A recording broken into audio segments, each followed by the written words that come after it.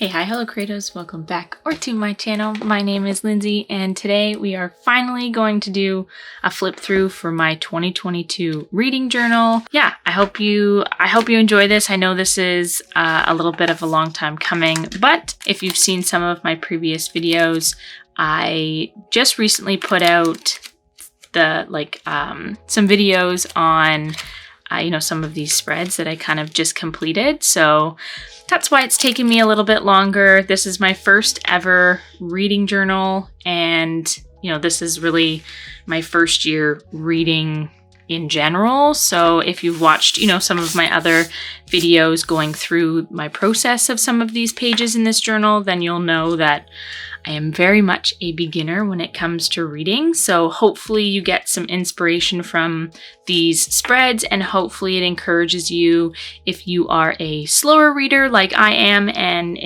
are not one of those people that can read hundreds of books in a year or even in double digits in 1 month, because I definitely cannot. Although a couple of months in here I did come close, but which was I was very proud of. And actually I didn't start reading until April, so you'll know that I actually started this journal in April, and that's a lie. The first spreads in here are from April, but actually I believe I started this probably in October and just backtracked. So you are more than able to just start your journal in the middle of the year. You do not have to start at the beginning of the year. You do not have to be like me and backtrack and kind of, back plan or back journal based on these, based on books that you've read, but I wanted to do that. So again, I hope you get some inspiration. Cheers if you have a drink with you. But yeah, let's get started. So here's my cover page, and as you'll see in some of the, future spreads, you'll see that I use a lot of, just literally, I don't want to call this like a scrap journal, but it's very close that, when I have leftover photos and such from my bullet journal setups, I tend to use them in here.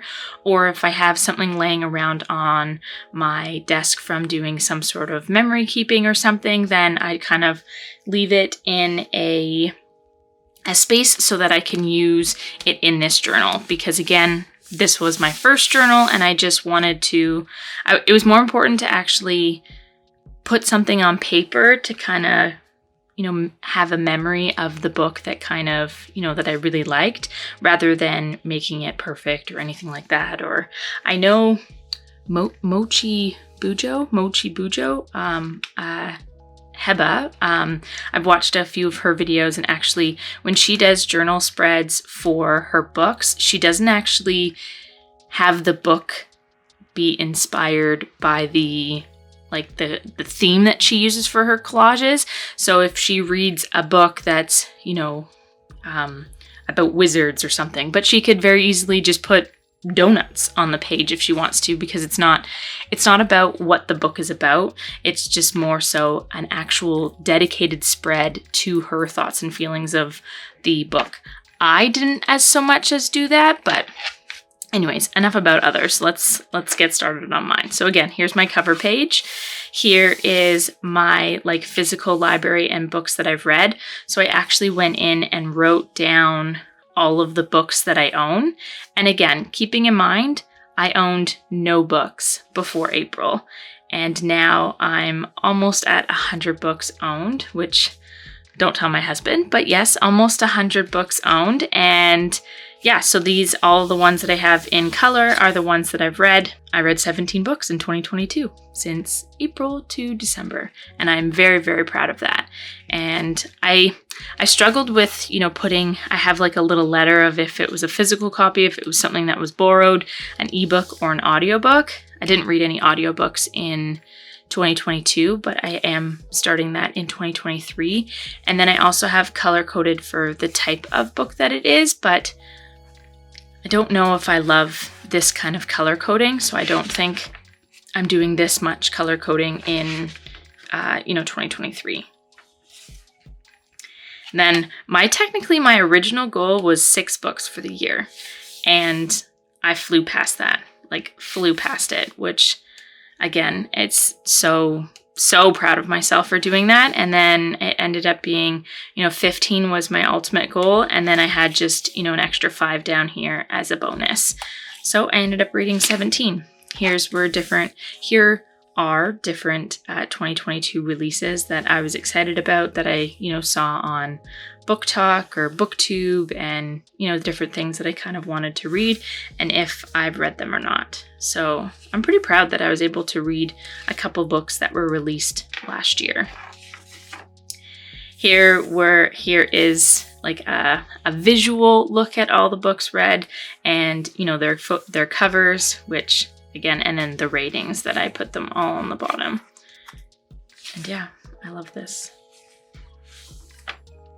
This was my reading tracker of, you'll see, first 3 months, I didn't read anything. May was a heavy reading month, and so was July. And then, October, didn't read a whole lot of anything. But yeah, it's cool to see. And, as you can tell, I cannot read every day, or I have not read every day. I'm definitely trying to make it more of an effort in 2023 to at least read, I don't know, like 2 or 3 times a week so that, even if it's just one chapter, I think that I get held up on the fact that I want to read for like a couple hours at a time because, again, I'm a slow reader. So in order to actually get anywhere in the book, I have to read for a couple hours, but it's okay if I just read a chapter at a time. Nothing wrong with that. And then I originally made this spread because I wanted to write down all of the books that I bought. But as you can see, I only had room for 59 books. And these were all of the books that I bought. So I just took a picture of my bookshelf, and that's it, because I couldn't write them all down because I don't have enough room. So yeah, those are all my pretty books, and it just makes me so happy to look at my bookshelf. So now I'm diving into April, and I do this for every month where I have a cover page and then just basically an overview, the books that I read, pages that I read in that month, the books and what the number of stars I rated each book, my favorite for the month, and sometimes if I only read one book, then that's my automatic favorite for the month, and there's no worries with that. I still wanted to have basically a favorite for each month for the months that I do read multiple books. And then I have, like the style of book that I read it. Physical, audiobook, ebook, or if it was borrowed. So for April, I read Normal People, and I do have a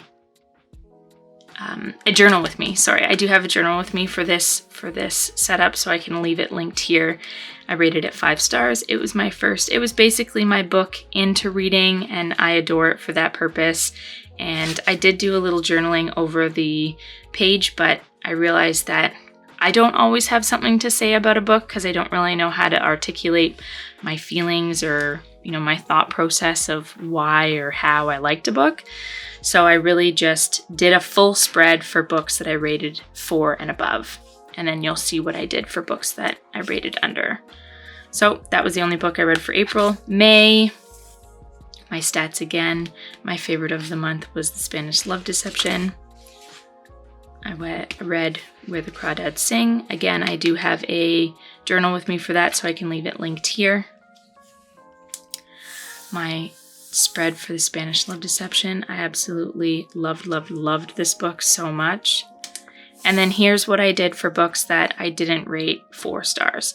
So I basically did the same setup for everything. So I was able to put the title, the author, the genre of the book, the format that I read it in, how I found the pace, not necessarily what the pace is specifically for the book, just what I thought, how many pages the book was when I read it, if it was part of a series or if it was a standalone, my quotes and thoughts. This is really for now, because again, I kind of back planned this or back journaled this, and I just did this as a things that I put on my review that I put on Goodreads, basically what I rated the spice, the characters, and then the plot, and then my overall rating here in the corner. And then here obviously is the book cover. So I did this for all of the ones that I rated 3 and above, or 3 and below. Keeping in mind last year I did not have any rhyme or reason with my rating process. I didn't really know what I was doing. I didn't know what I was doing.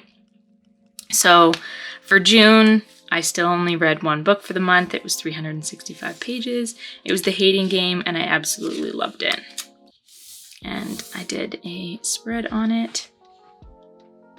And I feel like I was supposed to, I rated it 4 stars. Again, I didn't have an actual setup of like how I was rating things, like what I was doing with it. So I don't know. I don't have a rhyme or reason as to why I rated it that, which I do for 2023. So I'm able to kind of categorize where I put it.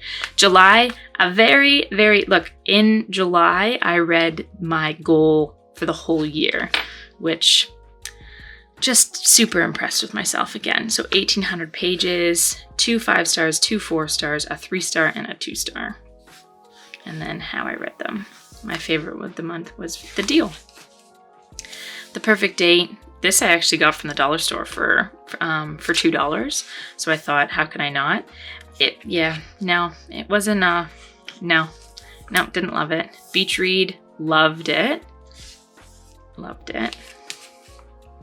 Sylvia Day. This was just a thrifted book that I picked up that it was a very like small, thin book, and it was something that I was able to read in just a couple of days, and it was just a nice, quick, fast, fluffy kind of book, and that's exactly what I was looking for.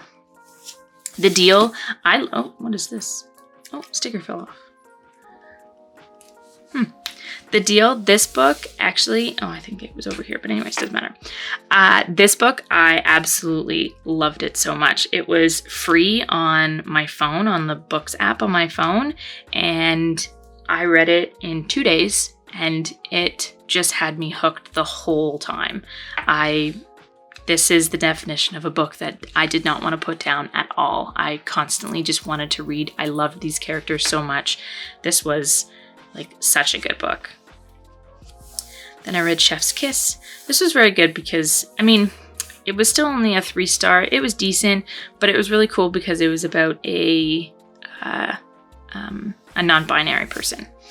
So it was good. It was a fun read, but nothing. See, I didn't go back and write down so I guess it's not fully completed, but I didn't write any quotes or thoughts.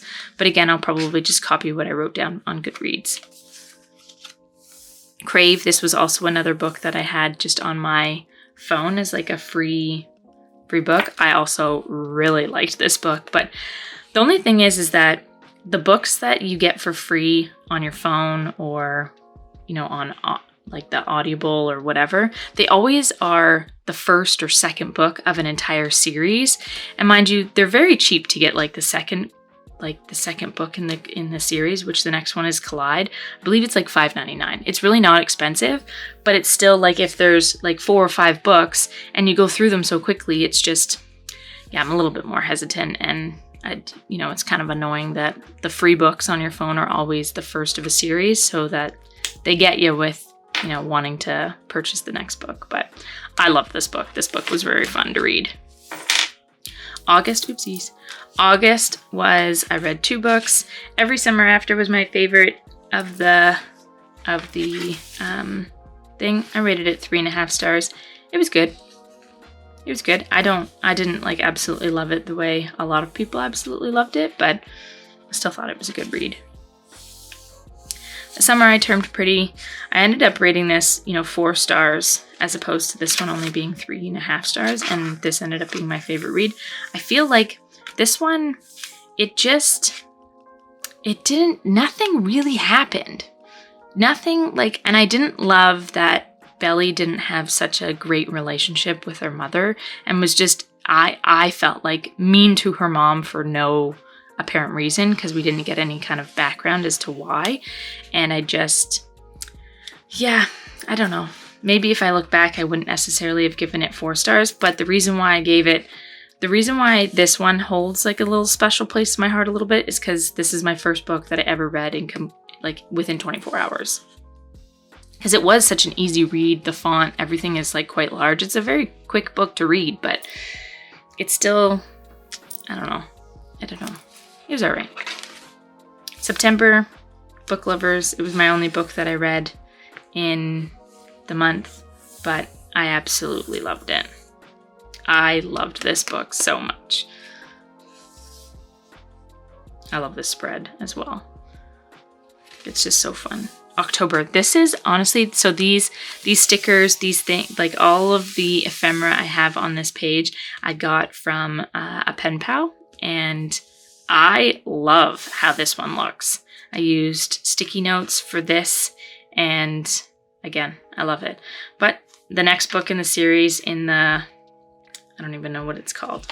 What's the series called? Oh, I guess the series Summer. Anyways, I only rated it 2 stars. But because it was my only book that I read, it was still technically my favorite of the month. I mean, maybe I could have left it blank, but that seems a little ridiculous. So yeah, I didn't, this was eh. I think it's eh because I don't love the person that she chose by the end. And I think that's why I, just didn't rate it overly well. November, I only read 1 book, but I really like this spread. I really like this theme. I really like the yellow and the blue. And I know I said I really like multiple times, but like I said, I do really enjoy that one. Reminders of Him.